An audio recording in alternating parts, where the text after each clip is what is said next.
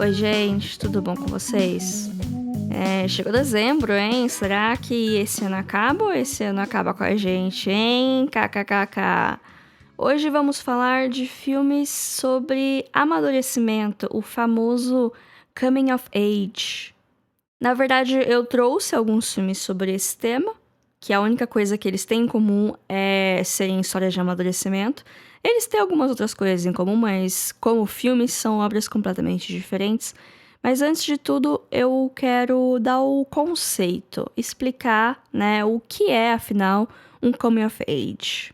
Eles são filmes que lidam com o amadurecimento, principalmente emocional, do adolescente, do jovem, que na história percebe as durezas da vida e é confrontado pela sua própria mortalidade e também percebe como as suas ações influenciam na vida dos outros e no mundo ao seu redor. A maioria desses filmes eles focam na infância e na adolescência, terminando com o personagem entrando enfim na vida adulta. O final do filme, por vezes, ele pode parecer brusco, porque é uma fase da vida que tá terminando pra outra começar. Poderia muito bem começar um novo filme após o término desse. Ele seria interessante ou não? Aí depende, né, do carisma do protagonista, né? Mas a maioria desses filmes costuma terminar com um tom positivo, um tom de esperança para o futuro, por maiores que tenham sido as provações que foram passadas por esses personagens. Existem comédias e dramas e fantasias e aventuras com essa temática. Ela pode caber em vários gêneros, mas ela não é sinônimo de filme adolescente. Não é porque é um filme protagonizado ou com adolescentes em papel de destaque que ele vai ser necessariamente coming of age. Ele pode ter elementos, mas tudo depende no foco da história, né? Geralmente, aqui nesse gênero, nós temos uma grande provação que o personagem precisa passar para ser um rito à fase adulta, por assim dizer. Quando eu falo provação, parece que é um negócio muito nossa, mas em muitos deles são coisas dentro da nossa realidade, assim, como por exemplo, passar nas provas do final do ano, conseguir chamar a menina para o baile de formatura, conseguir vencer algum problema como timidez para apresentar alguma coisa, ou até mesmo assumir a responsabilidade de ser o próximo Homem-Aranha. Esses dois últimos Homem-Aranhas com certeza são coming of age. Os novos, o Tom Holland e o Aranhaverso, principalmente. O Aranhaverso é muito isso. E é muito melhor, inclusive. Antigamente, como tudo no mundo, os filmes focavam mais em personagens masculinos e com toda aquela coisa de, entre aspas, virar homem. Com o tempo, né, foram surgindo nuances e nos últimos anos começou a ter uma nova leva muito grande com obras focadas mais no amadurecimento feminino. Eu escolhi aqui, né, como já falei, 3 filmes para falar. Vocês já sabem quais filmes são, porque eles estão na capa do episódio. Não sei porque eu faço suspense toda vez, mas vai que tem algum desavisado, né? Eu quero manter a taxa de retenção. Mas o fato é que esses 3 filmes são protagonizados por mulheres, e isso é coincidência, não é favoritismo, porque eu fiz uma lista de um monte de filme e acabei escolhendo esses 3 porque eu acho que eles são bastante diferentes entre si. São 3 filmes que eu gosto mais de uns do que de outros, mas são filmes que eu considero bons e que dá pra ver como o gênero ele é amplo e ele pode ser explorado de maneiras diferentes. Então vamos aos filmes da semana, que estão aqui em ordem semi-aleatória, talvez esteja de preferência do que eu menos gosto para o que eu mais gosto, mas eu gosto de todos, então não levem essa ordenação em consideração. O primeiro dessa semana é Lady Bird, que aqui no Brasil ganhou um subtítulo como alguma coisa como A Hora de Voar, para fazer um jogo de palavra com o título original, né, que tem Bird, que é passarinho, né, enfim. Ele foi o primeiro filme dirigido pela Greta Gerwig e foi aclamadíssimo, mas vamos combinar que ele já chegou com um certo buzz pelo fato da Greta já ser famosa, principalmente na comunidade cinéfila, mas ela já era conhecida, tem bastante gente para financiar o trabalho dela, já veio com buzz e não decepcionou, assim, por assim dizer.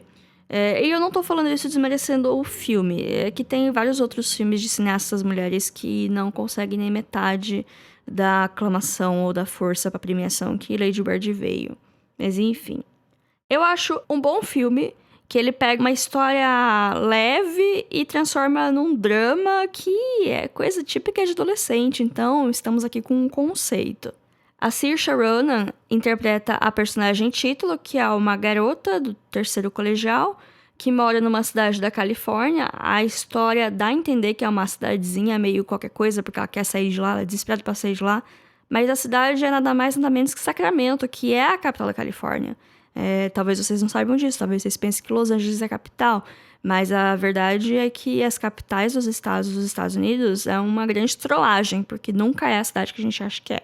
Mas enfim, a Lady Bird quer sair dessa cidade, ela quer porque quer ir pra costa leste, principalmente Nova York, e fazer uma faculdade onde tem cultura e não sei o que tem. Tipo, ela tá na Califórnia, sabe? É um dos estados mais progressistas dos Estados Unidos. Mas enfim, a história se passa no começo dos anos 2000, então era um cenário de um mundo diferente. E eu, como pessoa de cidade pequena, que tudo que eu mais quis na minha vida era sair daquela cidade, consigo me identificar um pouquinho, mas só um pouquinho, porque a Lady Bird é muito chata. Ela é insuportável, ela não é particularmente boa em nada, em escola, em atividades. Eu não lembro qual que era a ambição de curso dela, não sei se isso era relevante para a história. Ela também não tem muitos amigos, ela não é uma pessoa popular, ela é teimosa, ela estuda num colégio de freira e às vezes quer bater de frente com as freiras. Às vezes concordo também, porque eu também fico meio assim, mas o jeito dela é muito agressivo. Afinal, ela é uma adolescente, né? E também ela tem um relacionamento complicado com a mãe dela, e esse é o grande objetivo que ela precisa superar na história, né? Pra conseguir amadurecer. Acontece, assim, várias pequenas coisas no filme, nada muito. Nossa, que spoiler que você tá me dando desse filme. Acontece várias pequenas coisas, mostra praticamente um ano na vida dela. Ela tem a melhor amiga, que também é meio nerdinha que nem ela. Só que aí ela quer ser amiga da menina popular, aí ela mente onde ela mora, meio que pra impressionar a menina popular, elas ficam amigas. Aí ela deixa a outra amiga de escanteio. Aí. Isso é uma situação que acontece. Vamos combinar. Não sei o que acontece quando a gente é jovem, que a gente não consegue mesclar as turminhas. A gente tem um amigo essa turminha, e quando começa a dar com a outra turminha, não anda mais com a outra. Não sei o que acontece, mas enfim, né? Adolescente é meio bobinho mesmo. Se você, ouvinte, é adolescente, eu peço desculpa se você se sentiu ofendido, mas quando você for mais velho, você vai concordar comigo. É uma fase complicada. Principalmente pra gente que já passou e tem que lidar, às vezes, com pessoas que não estão nela. Mas enfim. Como já falei, né? Os obstáculos que ela precisa superar é o relacionamento com a mãe e também deixar de ser um pouquinho orgulhosa. Aprender com a vida da maneira não tão fácil assim, mas o filme também termina num tom otimista. E eu achei bonitinho, eu quase chorei no final do filme. Não é triste. E assim como todo filme que tem adolescente, pra mim, continua como um lembrete do porquê eu não quero ter filho. O filme é de 2017 e tá disponível na Netflix, pelo menos agora, no momento dessa gravação, né? Porque as coisas saem da Netflix e a gente até fica sabendo, mas acaba dando naquela ignorada, né? Mas enfim, tá lá. É isso. O segundo filme da noite... Noite, eu falo noite porque eu tô gravando de noite, né? Você pode estar ouvindo esse programa a qualquer momento do dia. Ou até num futuro próximo que não existe mais dia e noite, é tudo uma coisa só. É o limbo da existência. Enfim, não queria ficar bad vibes nesse momento, porque eu vou falar de um filme muito divertido, eu vou falar de uma comédia, que é Booksmart, ou aqui no Brasil, Fora de Série, que assim como Lady Bird, também se passa no colegial, no terceiro ano do colegial, e tem uma atriz em comum, que é a Bernie Fieldstein, que no Lady Bird ela faz a melhor amiga da Lady Bird, e aqui ela é uma das protagonistas, ao lado da Caitlin Denver, que é a menina do Unforgivable, a minissérie da Netflix.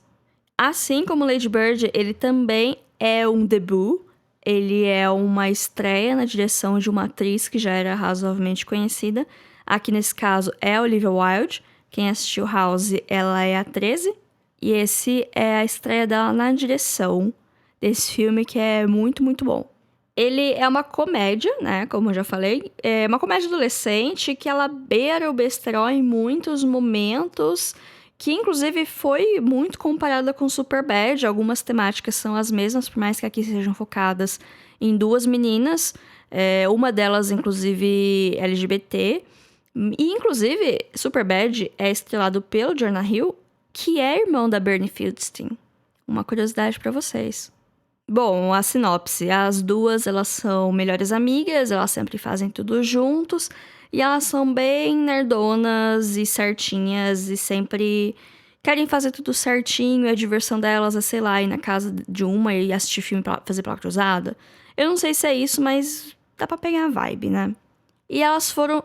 E o esforço delas foi recompensado, que tá no final do terceiro ano e elas conseguiram passar nas faculdades que elas queriam, elas estão com o futuro já indo pelos caminhos que elas estavam querendo, tão felizes com isso, mas tudo muda quando elas descobrem que outras pessoas da sala delas, que estavam, entre aspas, aproveitando a vida, indo em festa, namorando, aparentemente não ligando tanto para os estudos, também passaram nas mesmas faculdades que elas. Isso deixa as duas revoltadíssimas e, por consequência, elas resolvem aproveitar tudo que não curtiram nesses anos na última noite antes da formatura. Que, inclusive, uma delas é oradora, né? Isso é meio que algo grande lá nos Estados Unidos. Aqui, eu não sei se é... Faz tanto tempo que eu me formei no colegial que eu nem lembro mais o que é importante. Às vezes a gente dá importância para umas coisas meio bobas, né? Mas sei lá, deve ser legal ser oradora. Eu acho que eu já fui oradora. Na quarta série, talvez. Ah, é legal ter atenção, sim. Eu me desfaço o que eu acabei de falar. Tem umas coisas que a gente acha bobo, mas que são legais. Mas enfim, tem uma oportunidade, tem algum colega de sala que vai fazer festa em casa. Aquele esquema de os pais viajaram e vou fazer festa na minha casa, porque com certeza isso vai dar certo. E elas vão e dá tudo errado, claro. Mas 1000 coisas acontecem, tem um monte de lugares que elas vão antes e depois. É a noite de uma criança. E ajuda um pouco que as duas são muito sem noção. Então elas quase não têm tato social, por mais que elas sejam muito espertas por umas coisas, principalmente para dar respostas espertinhas pros outros. Elas se veem em umas situações bizarras. Quem ganha é a gente que tá morrendo de vergonha alheia por aí rindo. Nesse filme também tem a Billie Lourd, que é a filha da Carrie Fisher. Por mais que você tenha que suspender um pouquinho a descrença, que a Billie Lourd é um pouquinho mais velha, e você consegue ver, sabe? Por mais que a pessoa não pareça ser velha, ela tem, sei lá, sabe, umas linhas de expressão no olho que é super sutil, mas que não tem num adolescente que tá no colegial, sabe? É isso. Mas a Billie Lourd, ela é ótima, a personagem dela aparece do nada, some, aparece depois em outro lugar que não tem como ela ter ido tão rápido para outro lugar, mas ela tá lá. E é isso. A lição aqui que fica para as duas, equilibra tudo, né? Aprender a equilibrar melhor o lance todo de vida pessoal, estudos e achar um meio termo que não é saudável você se jogar nos estudos e ficar o tempo todo nisso e nunca sair para se divertir, mas ao mesmo tempo também não é saudável você só se divertir em festa, encher a cara o tempo todo também. Isso pode parecer uma surpresa para quem vira a noite estudando, mas não é saudável isso. Você talvez precise de um psicólogo. E outra lição também que fica é não julgar tanto as pessoas, né? Que rolou um julgamento feroz, assim, de, sei lá, das pessoas que saem no final de semana e conseguiram passar na faculdade, do tipo, meu Deus, como? E também fica um questionamento pra nossa vida real, né? Que às vezes você vê... Sei lá, às vezes você posta foto do seu final de semana, de você na praia, e isso não anula o quão profissional você é, sabe? Você pode sair pra curtir um fim de semana, num carnaval, alguma coisa, mas isso não anula a sua qualidade profissional, né? Isso não é direta pra ninguém, talvez seja direta pra sociedade.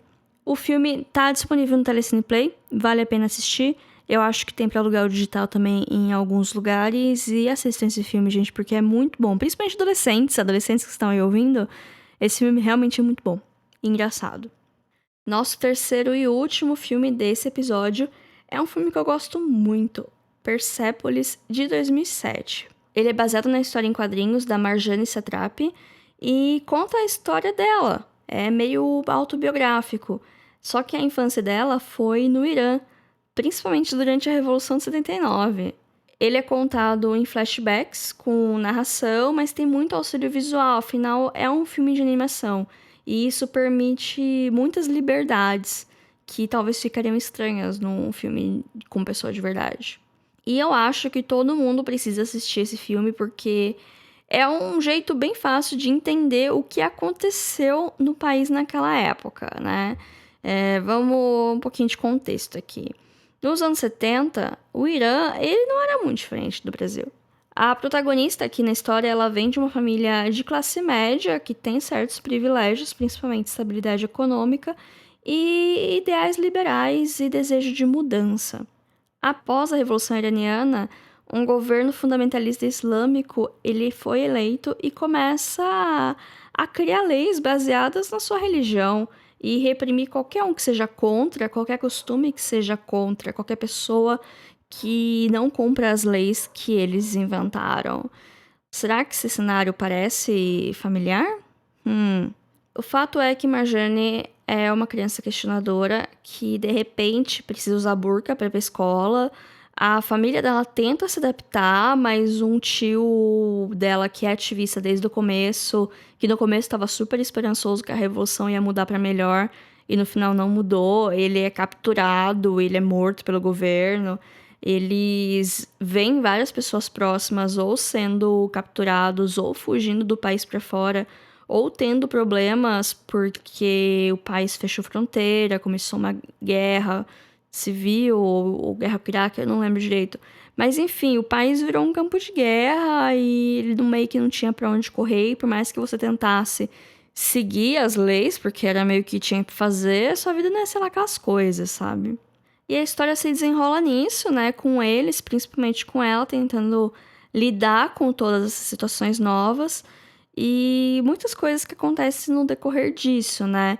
E é muito interessante ver pela ótica de uma criança bastante questionadora, depois de uma adolescente rebelde e, por fim, por uma jovem adulta um pouquinho imatura. Aliás, o filme aqui ele acaba com a protagonista um pouco mais velha, ela lá já tá com uns 20 e poucos anos, acontece muita coisa na vida dela. É um filme muito curto, é um filme de 1h30, eu acho, mas tem bastante coisa que acontece. E a lição que ela aprende é se manter fiel ao que ela acredita, não se acomodar e não ter vergonha de sua origem. Tem um momento que ela é mandada para a Europa para estudar e ela começa a ser deixada de lado, rola um pouco de xenofobia com ela e ela começa a mentir, falar que ela é francesa pra ser mais aceita, e é um negócio que meio que, depois que ela fica adulta, ela tem um pouco de dificuldade de assumir que ela é do país que ela é, até porque tudo que tá rolando na época. Enfim, é um filme muito interessante em muitos aspectos. O traço da animação é bastante semelhante da história em quadrinho e a maior parte da história é em preto e branca. Ela segue aquele contexto de o presente ser colorido e o passado ser preto e branco, e como a maior parte do filme no passado é quase tudo preto e branco. E esse filme é uma parceria entre Irã e França, mas o idioma original do filme é francês. Eu encontrei ele no YouTube inteiro, dublado em português. Eu espero que continue assim, porque é um filme que vale a pena ser visto e ele não tá disponível de outras formas legais, por enquanto, aqui. Eu lembro que eu assisti já faz um tempo, eu não lembro como eu tive acesso a esse filme. Por favor, não venham atrás de mim, Polícia Federal. Mas o idioma tava em francês e a legenda tava em inglês, então, putz, eu odeio quando eu tenho que fazer isso, mas ao mesmo tempo eu me sinto muito poliglota. E não se deixe enganar, ele é uma animação, mas não sei se ele é indicado para crianças pequenas. Ele tem uma classificação de 12 anos aqui no Brasil, ele é PG-13 lá fora, mas o problema não é o que ele mostra, não existe nada gráfico, não tem... Por mais que se passe numa época muito violenta, a violência acontece fora da tela, mas você sabe que ela tá acontecendo, sabe? Os temas são muito pesados. E, inclusive, tem uma parte do filme que fala sobre depressão e tem uma tentativa de suicídio. Por mais leves que eles tentem ser passados pela animação, são temas pesados que talvez um pessoal mais novo fique meio assim. Mas eu acho interessante, sei lá, para adolescentes, para você conversar sobre o filme depois. Pode ser uma conversa interessante. Bom, gente, por hoje é só. Espero que tenham gostado. E vocês? Qual é o coming of age? Qual é o filme sobre amadurecimento favorito de vocês? Comenta lá no @filme.da.semana. Segue a gente lá pra ficar por dentro das novidades. Talvez venha aí novidades, não sei. E as nossas dicas diárias de filmes. E até semana que vem. Tchau, tchau.